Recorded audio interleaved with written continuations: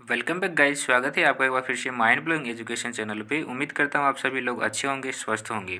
प्यारे साथियों, आज है 15 अक्टूबर और आज हम 15 अक्टूबर के अति महत्वपूर्ण करंट अफेयर जो है उनके बारे में डिस्कस करेंगे। आगे बढ़े उससे पहले आप सभी लोगों से एक रिक्वेस्ट है, अगर आप माइंड ब्लोइंग एजुकेशन चैनल पर नए हैं तो प्लीज़ चैनल को सब्सक्राइब कर दीजिएगा, अपने दोस्तों के साथ ज़रूर शेयर कीजिएगा। अगर आपको इस क्लास की पीडीएफ चाहिए तो पीडीएफ के लिए आपको टेलीग्राम ज्वाइन करना होगा। टेलीग्राम का लिंक जो है वो डिस्क्रिप्शन में अवेलेबल है। ओके जी, आगे बढ़ें उससे पहले एक बात और मैं आपसे यहाँ पे डिस्कस करना चाहूँगा कि कल 14 अक्टूबर को आरआरसी ग्रुप डी की आंसर की जो है वो रिलीज़ कर दी गई है। अगर आप में से किसी ने आरआरसी ग्रुप डी का एग्ज़ाम दिया है तो वो अपना आंसर की जो है वो चेक कर सकते हैं और अपने क्वेश्चंस को ऑब्जेक्शन के लिए आज 15 अक्टूबर को सुबह 10 बजे से ऑब्जेक्शन के लिए डाल सकते हैं। आपको बता दें कि 50 रुपये प्रति क्वेश्चन के हिसाब से आपको चार्ज जो है वो करना पड़ेगा। एक चीज़ और हमेशा ध्यान रखना कि जब भी आप एक यहाँ पर जब आप क्वेश्चन के लिए ऑब्जेक्शन डालेंगे तो आपको एक बुक का प्रेफरेंस देना पड़ेगा। ये कौन सी बुक के अंदर से आपने इस क्वेश्चन को पढ़ा है, तो वो जो बुक होनी चाहिए वो ऑथेंटिक बुक होनी चाहिए। ऑथेंटिक बुक से मेरा कहने का मतलब ये है कि वो किसी न किसी बोर्ड की होनी चाहिए। आरपीएससी बोर्ड की हो सकती है, सीबीएसई बोर्ड की हो सकती है, आपने नाम सुना होगा एनसीईआरटी, है ना। तो यहाँ से लगभग सारे क्वेश्चन जो है वो एग्जाम के अंदर आए हैं। ठीक है, 9th और 10th क्लास की एग्जाम्पलर नाम से एक बुक चलती है, उससे वहाँ से क्वेश्चन जो है एज उन्होंने उठाए हैं।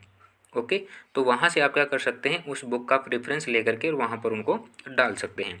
आपने क्वेश्चन का ऑब्जेक्शन तो लगा दिया है, लेकिन अगर आपने एक ऑथेंटिक बुक का वहाँ पर अगर ऑप्शन नहीं डाला है तो फिर आपका क्वेश्चन सही होते हुए भी गलत करार किया जाएगा। बढ़ते हैं हमारे पहले सवाल की तरफ। कहता है कि अब्दुल लतीफ़ रशीद किस देश के राष्ट्रपति बने हैं। प्यारे साथियों, लतीफ़ रशीद जो हैं ये ईरान के राष्ट्रपति जो हैं वे बने हैं। ये 9वें नंबर के राष्ट्रपति यहाँ पर बनाए गए हैं। इन्होंने बरहम सालेह का स्थान जो है वो लिया है। ओके, ईरान की अगर अपन ईरान है यहाँ पर, इराक नहीं है। ईरान की संसद का नाम क्या है, नेशनल असेंबली है, और इसकी राजधानी क्या है, बगदाद है। क्वेश्चन नंबर 2 है अपना कि अंतर्राष्ट्रीय ई कचरा दिवस 2022 कब मनाया गया। तो आपको बता दें कि 14 अक्टूबर को अंतर्राष्ट्रीय ई कचरा दिवस जो है वो मनाया गया है। ये अंतर्राष्ट्रीय ई कचरा होता क्या है एक्चुअल में। ई कचरे का फुल फॉर्म होता है इलेक्ट्रॉनिक वेस्ट, यानी कि किसी भी इलेक्ट्रिकल या इलेक्ट्रॉनिक सामान जैसे कि कोई कंप्यूटर है, टीवी है, मॉनिटर है, या फिर cell phone, pads, CD player, या फिर फैक्स मशीन है, प्रिंटर है, इत्यादि का जो वेस्ट हो जाता है, ख़राब हो जाते हैं, उससे जो कचरा बनता है उसको ई कचरे के रूप में जाना जाता है।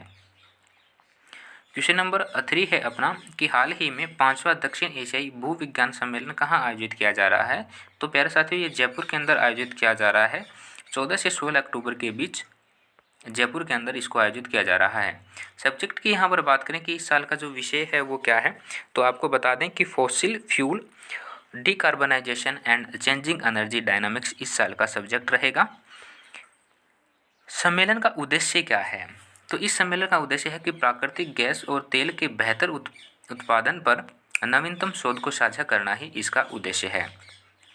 जैसा कि आपको पता है कि प्राकृतिक गैस कई गैसों का मिश्रण होती है, इसमें मुख्यतः मीथेन होती है। ओके, 0 से 20% अन्य उच्च हाइड्रोकार्बन जैसे कि एथेन जैसी गैसें जो हैं इसमें आपको देखने को मिलती हैं, और प्राकृतिक गैस जो है ये ईंधन का अच्छा स्रोत होती है। हाल ही में पेट्रोलियम और प्राकृतिक गैस में जो मंत्री हैं वो आपको पता है कि हरदीप पुरी जो हैं उनको बनाया गया है। क्वेश्चन नंबर 4 है अपना कि परम काम रूप सुपर कंप्यूटर का उद्घाटन राष्ट्रपति जी ने कहाँ किया है। तो हमारे राष्ट्रपति श्रीमती द्रौपदी मुर्मू जी ने आईआईटी गुवाहाटी के अंदर परम काम स्वरूप सुपर कंप्यूटर का उद्घाटन किया है। उद्देश्य क्या है इस कंप्यूटर का उद्घाटन करने का, तो ये जो सुपर कंप्यूटर है ये इन ग्रिड बनाने के लिए देश की अनुसंधान क्षमताओं को बढ़ाना ही इसका उद्देश्य है। क्वेश्चन नंबर 5 है कि एल्बर्ट डोजर साइंटिफिक इंडेक्स 2023 में भारत का स्थान क्या है। तो इस इंडेक्स के अंदर भारत का 21वां स्थान जो है वो दिया गया है।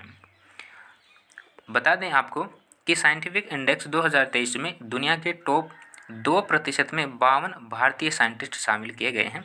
इसमें कुल 216 देशों के वैज्ञानिकों को शामिल किया गया है, जिसमें से भारत के 50,245 साइंटिस्ट जो हैं उनको शामिल किया गया है। गिनी में भारत के अगले राजदूत के रूप में किसे नियुक्त किया गया है। तो तो गिनी में भारत के अगले राजदूत के रूप में अवतार सिंह जी को नियुक्त किया गया है। अवतार सिंह जी जो हैं ये विदेश मंत्री के निदेशक हैं। ओके।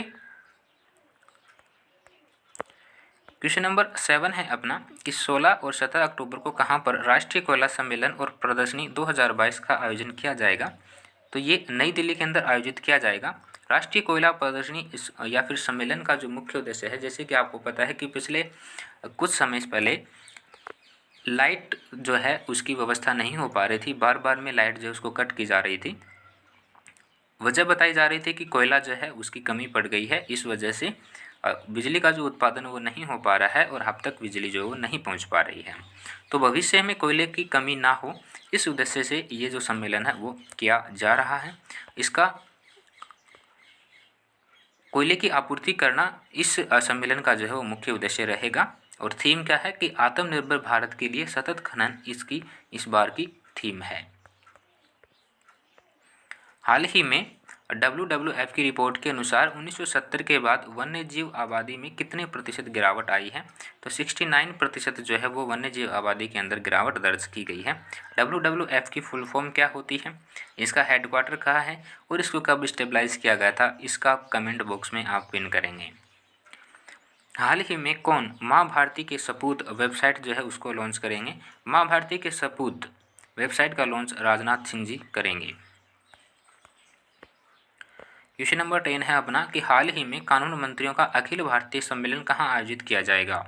अखिल भारतीय ये सम्मेलन जो है ये गुजरात के अंदर आयोजित किया जा रहा है। प्यारे साथियों, आज की क्लास में इतना ही रखते हैं। उम्मीद करता हूँ क्लास आपको पसंद आई होगी। अगर पसंद आई है तो प्लीज़ एक लाइक ज़रूर दे दीजिएगा।